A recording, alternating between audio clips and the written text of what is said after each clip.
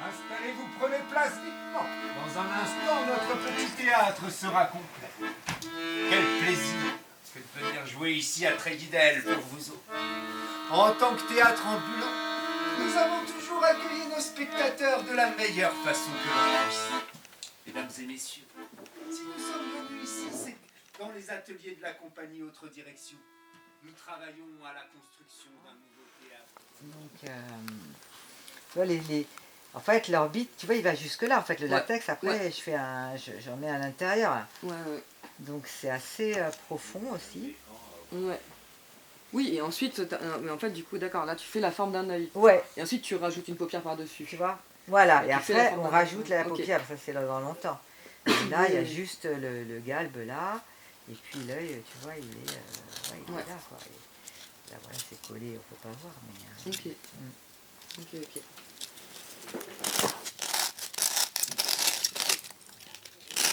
Je devais jouer Ginette le soir même, je crois, ou le lendemain, en tout cas très, très vite, et que je ne connaissais que la moitié du texte.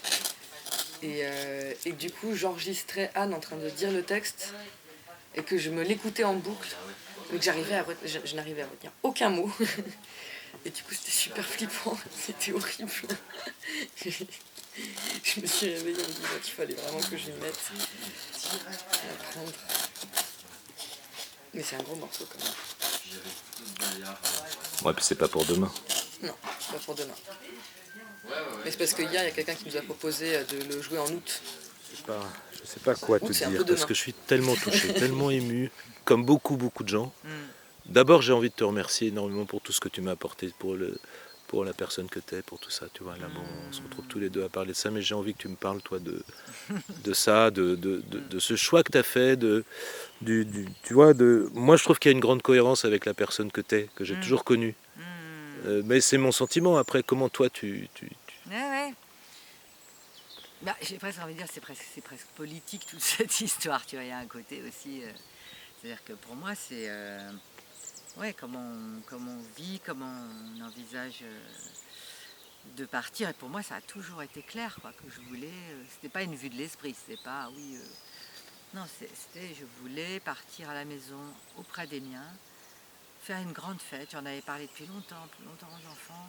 Galia, elle savait, elle m'a dit, je t'aiderai. On va se débrouiller, parce que je savais que ça serait compliqué. Qu'ici, on n'a pas le droit. Et donc, on avait envisagé plein de trucs, tu vois, des trucs, de faire un cocktail, de trouver des recettes, de faire une overdose. Bon, tu vois, on a un peu réfléchi au truc dans tous les sens. Et puis en fait, c'est en parlant avec les Toubibs que finalement, la chose s'est faite. Parce qu'au final, je suis pas la seule. Tu vois, je suis pas toute seule à envisager les choses comme ça. On est plein à vouloir...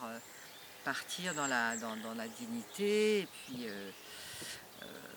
de manière festive aussi, enfin pas être dans un truc de tristesse où on se replie sur la maladie, sur la mort qui arrive. Ouais, non, surtout pas intégrer ça à la vie, en fait, accepter le truc et puis hop, et puis c'est parti. Et puis du coup, ça fait une autre tranche de vie très différente, hyper intense, où tout le monde est au charbon, en fait, à la réflexion de ce qui est en train de se faire, de se passer. Et puis en plus, là, ce qui est incroyable, c'est qu'on n'avait pas du tout prévu, c'est que, en fait, on ne sait pas quand est-ce que ça va arriver. Moi, là, je vais bien. J'ai toute ma tête, j'ai pas mal, je peux marcher, on peut se faire des balades, je peux manger des trucs qui ont du goût, même si j'ai pas le droit de manger ce que vous mangez vous, mais je peux quand même participer à votre plaisir puisque je peux manger des bouillons, donc je m'éclate aussi à faire ça. Et du coup, ouais, on est tous à la construction en fait de cette vie qui est en train de se terminer, mais qui en même temps est toujours bien vivante, quoi. Et c'est génial, c'est incroyable, quoi. C'est hyper fort, hyper... je sais pas, c'était pas prévu, donc on est tous étonnés de ce qui se passe et on prend ça avec gourmandise, quoi, j'ai l'impression.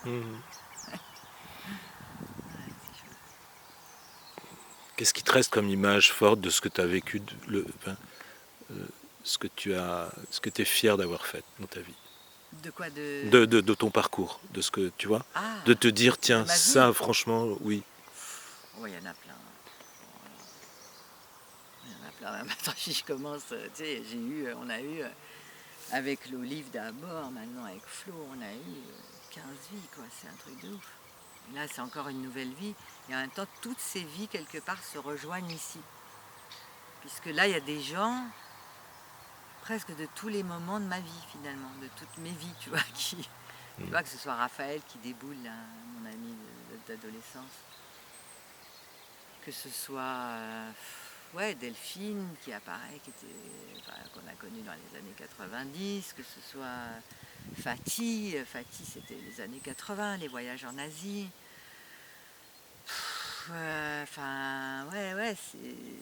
Et puis tous les amis des enfants qui sont devenus des amis à nous maintenant, qui sont des amis qui se sont rencontrés pour certains à la maternelle. Il y a Paul qui est là, Juju le connaît depuis la maternelle.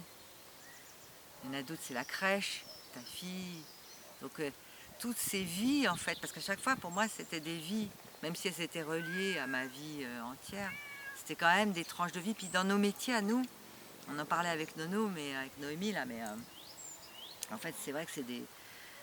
Souvent on part en résidence ou en tournée on est un mois en résidence en Asie du Sud-Est par exemple, et on vit des choses hyper intenses avec une équipe. On se voit tous les jours, la nuit, on fait la teuf, donc c'est hyper intense.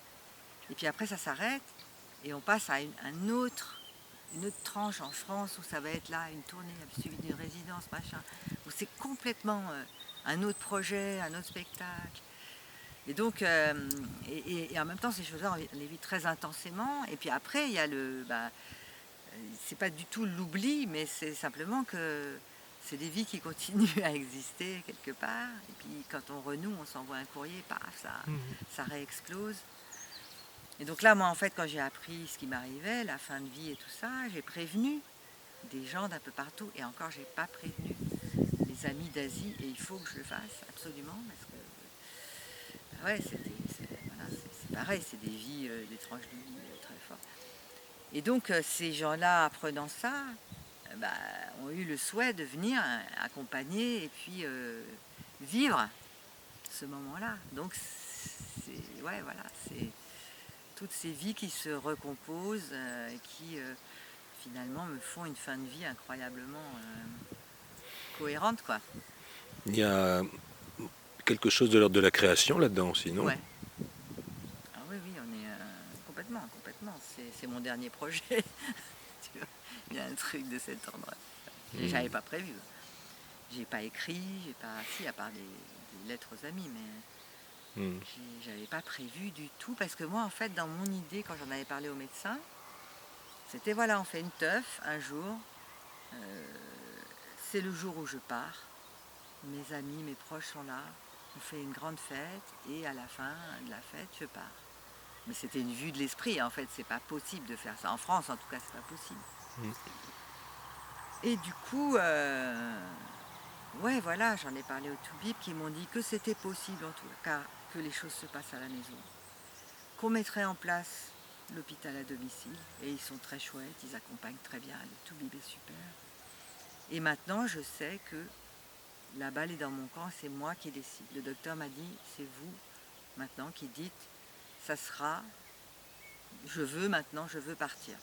Donc ça ne pourra pas être demain, si je dis ça ce soir par exemple, ça ne pourra pas être demain parce qu'il faut un temps de mise en œuvre. Toute l'équipe se met en place, tout ça, le matos. Mais il m'a dit moins d'une semaine, ce qui est bien. Et la douleur étant gérée, voilà, le truc c'est ça, quoi. Il faut que la douleur soit bien gérée. Mais là, pour l'instant, c'est parfait, quoi. Et les syndromes ou les symptômes qui t'amèneront à cette décision, tu ne les connais pas non plus aujourd'hui pour l'instant? Alors, ce qu'ils appellent les symptômes réfractaires,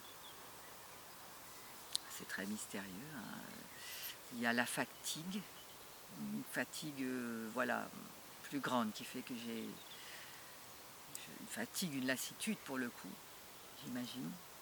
Mais il peut y avoir des choses un peu plus graves, des problèmes d'alimentation qui vont boucher la chambre implantable. ou que mon corps ne supporte plus l'alimentation, auquel cas on va arrêter l'alimentation par intraveineuse. Du coup, voilà, les choses se feront tout doucement. Ça, de toute façon, ça arrivera, quoi qu'il arrive. Et après, sur les syndromes réfractaires, je dirais exactement ce qui va m'arriver. Je sais pas. C'est la surprise. Cette sérénité que tu affiches, Ouais. enfin que tu affiches, je pense que, Ouais, qui est là, hein. qu'on voit, Enfin, qui voilà, c'est du fait justement que tu puisses avoir le choix jusqu'au bout et donc être dans cette liberté que de ne pas subir et qui correspond aussi un peu à ton parcours d'artiste, à ce que tu as fait.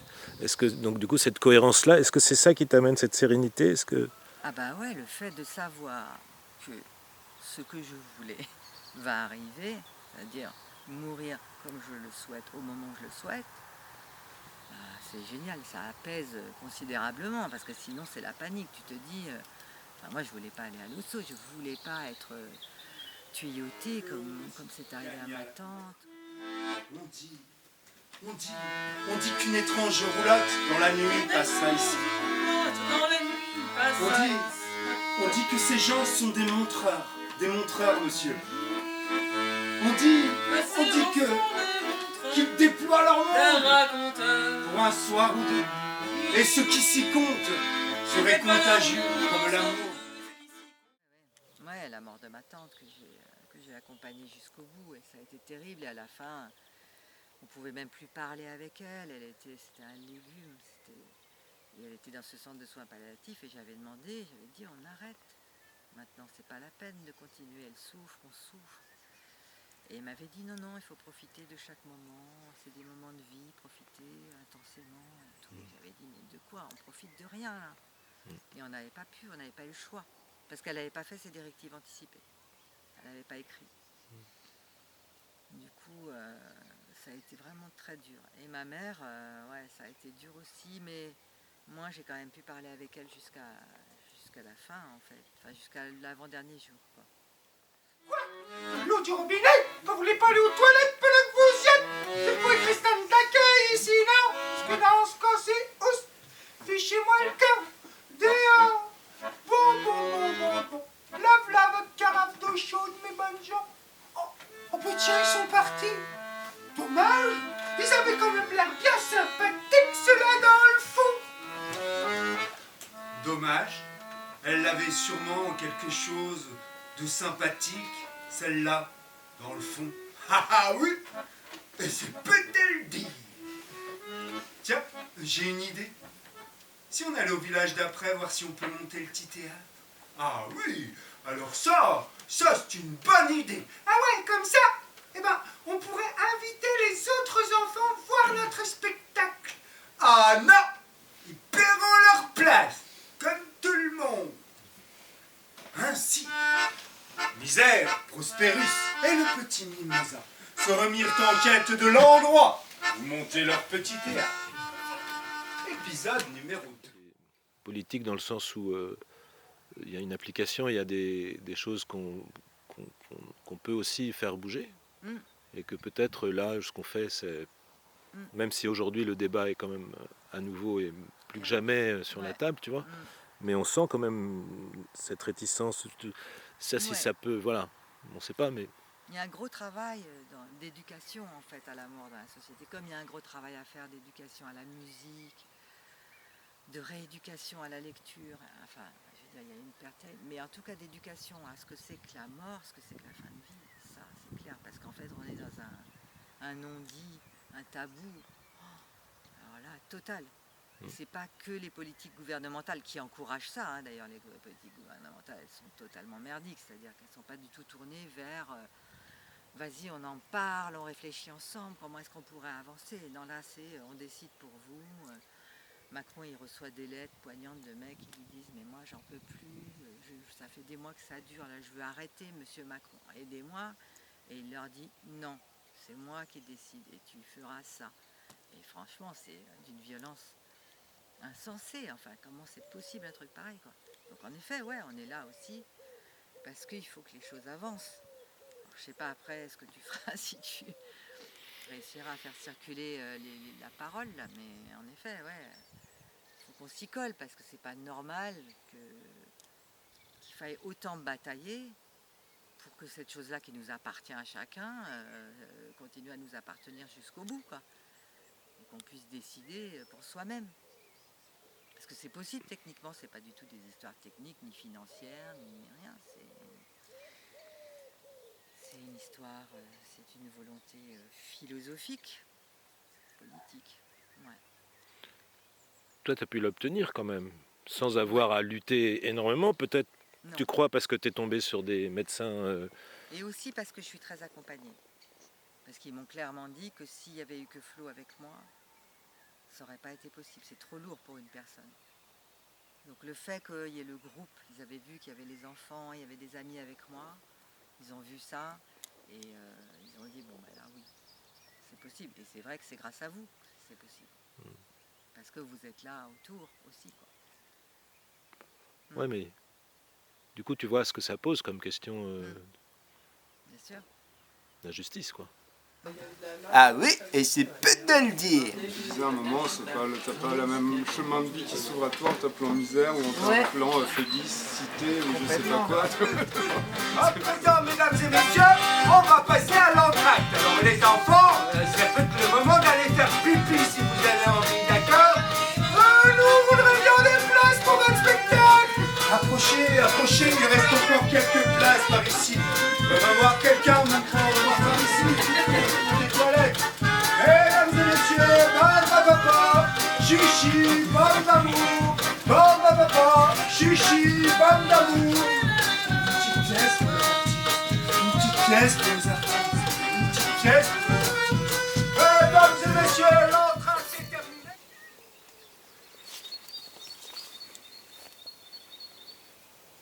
Les chiens amoureux. Ils sont amoureux depuis qu'ils sont petits, les deux là. Ils sont trop beaux.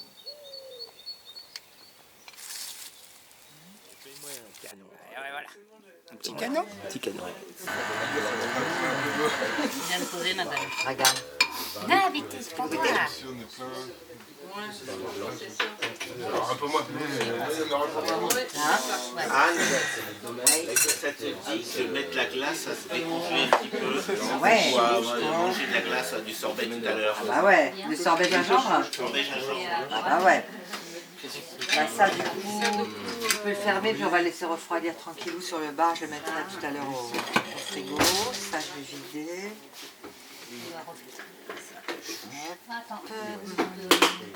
Anne, Ah bah attends, c'est déjà... Anne, Ouais. vas-y, pardon. Vas-y, dis-moi comment tu vis tout ça, là. Comment je fais tout ça? Non, comment tu vis tout ça, là, ce qui se Comment passe. je vis tout ça ici là? C'est incroyable en fait. Ce qui se passe, c'est... Là, ça fait 3 semaines que je suis rentrée ou 2 semaines et demie.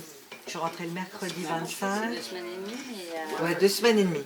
Mais ça fait comme si ça faisait 3 mois et c'est d'une intensité, de douceur.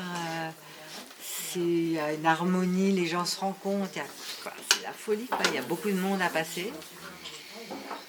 Et en même temps, il y a des moments où il y a moins de monde et c'est chouette aussi, on se retrouve. Et puis là, c'est la folie du week-end qui revient et ça va être... C'est génial, vraiment, c'est un cadeau. Jamais j'aurais imaginé un truc pareil.